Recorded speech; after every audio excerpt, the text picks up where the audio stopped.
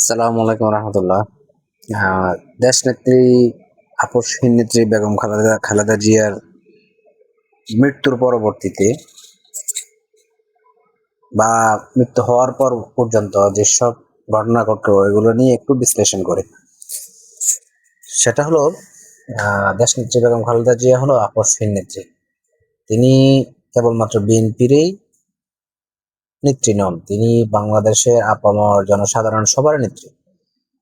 তার মাধুর্যতা, তার কথাবার্তা, তার সহনশীলতা, তার আচার আচরণ, তার দেশ গঠন, দেশ পরিচালনা, এসব ক্ষেত্রে তিনি ছিলেন পারফেক্ট। তো সেক্ষেত্রে আহ, বাংলাদেশ ইসলামী ছাত্র শিবিরের একজন নাকি দুজন ভাই যশোর জগন্নাথ বিশ্ববিদ্যালয় কেন্দ্রিক যে ভোটটা হওয়ার কথা ছিল সেটা গতকালকে হয় নাই, কিন্তু ভোট হতে পারত।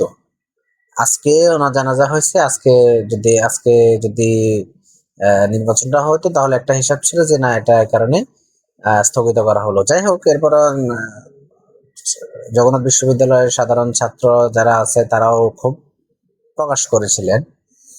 তো সেক্ষেত্রে যিনি এই মন্তব্যটা, এই পোস্টটা করেছিলেন, তিনি খালেদা জিয়াকে, বেগম জিয়াকে আহ মানে খুব সম্মান সহিত বললেন, কিন্তু উনি বেগম জিয়াকে বিন্দু পরিমাণ আহ মানে কোনো কিছু অপমান না করে কিন্তু উনি পোস্ট করেছেন। কিন্তু যারা ন্যারেটিভ ছড়ায় আর কি, যেমন আওয়ামী লীগের সবাই কিন্তু এখন ফেসবুক ছেড়ে দেয়নি। আওয়ামী লীগের কোটি কোটি যে নেতাকর্মীরা, লাখ লাখ নেতাকর্মী যারা আছে, তারা কিন্তু দেশ ছেড়ে চলে যায়নি, দল ছেড়েও চলে যায়নি, ফেসবুক ছেড়েও চলে যায়নি।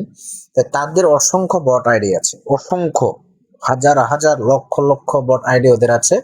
একমাত্র বিএনপি এবং জামাত ইসলামের মধ্যে দ্বন্দ্ব লাগানোর জন্য এগুলো ব্যবহার করা হয়। তাদের পেজ আছে, তাদের পোর্টাল আছে, সবই আছে। তো সেক্ষেত্রে আমাদের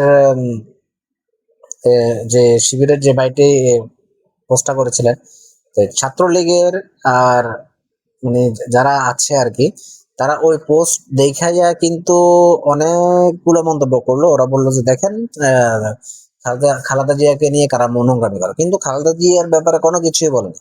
বলা হচ্ছে দলকে নিয়ে, যে দল খালেদা জিয়াকে নিয়ে লাশের রাজনীতি করতে চাইতেছে, এটা বলা হলো। কিন্তু খালেদা জিয়াকে বিন্দু পরিমাণ অসম্মান করা হয়নি। যাই হোক, ওটা লীগেরা ওটা নিজেদের নিউজ পোর্টাল বিভিন্ন জায়গা থেকে পোস্ট করছে, হরদম ভাইরাল হয়ে গেল। এবং ছাত্রদল বা বিএনপির অঙ্গ সংগঠন যারা আছে, তারা কি করলো, এটা মানে এটার একটা প্রতিক্রিয়া জানালো আর কি। ফলশ্রুতিতে কি হলো, আহ আওয়ামী লীগের যে বট আইডি গুলা, যে তাদের যে এজেন্ডা, এগুলা সম্পূর্ণরূপে বাস্তবায়ন হয়ে গেল।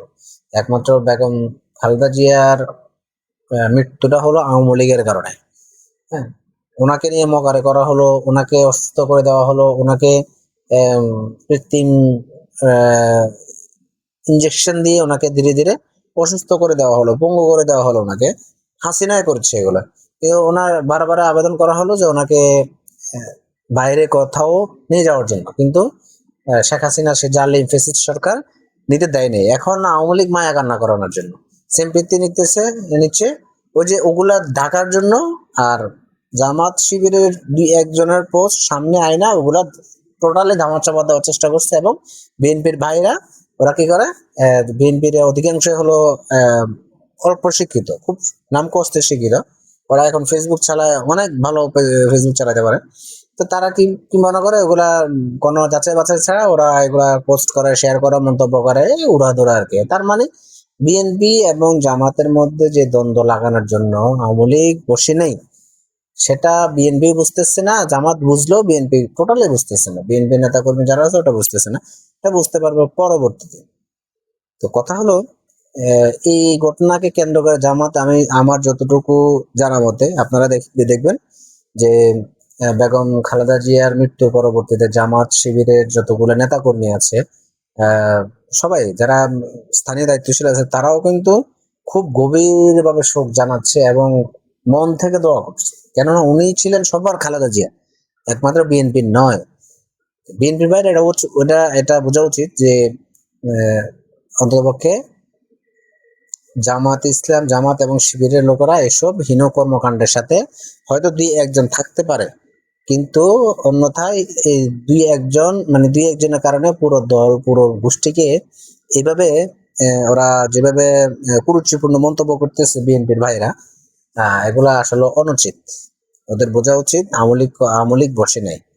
হ্যাঁ, তারা তাদের হাজার হাজার কোটি টাকা ইনভেস্ট করতেছে এইটার পেছনে, বিএনপি এবং জামাতের যাতে দ্বন্দ্ব লেগে যায় এবং ওরা সাকসেসফুল। আশা করি বিএনপির ভাইরা এটা বুঝতে পারবেন এবং আপনারা নিজস্ব অ্যানালিসিস করবেন আসলে ব্যাপারটা কেমন। সর্বোপরি এটাই বলবো, বাংলাদেশ সুখী হোক, সমৃদ্ধ হোক, সম্প্রীতি হোক, একে অন্য দলকে রেসপেক্ট করুক। হ্যাঁ, মারামারি, হানাহানি, কাটাকাটি, চাঁদাবাজি, দুর্নীতি, ঘুষ এগুলো বন্ধ হোক। একটি নতুন যুগের বাংলাদেশে আমরা প্রবেশ করবো ইনশাল্লাহ ইলেকশনের পরে। আপনারা সবাই সৎ ব্যক্তিকে, যারা চাঁদাবাজি করে, দুর্নীতি করে, ঘুষ খায়, হ্যাঁ, তাদেরকে ভোট দেবেন না। ইনশাল্লাহ সৎ ব্যক্তিকে ক্ষমতায় আনুন, বাংলাদেশ আমূল পরিবর্তন করবে ইনশাল্লাহ। আসসালামু আলাইকুম রহমতুল্লাহ।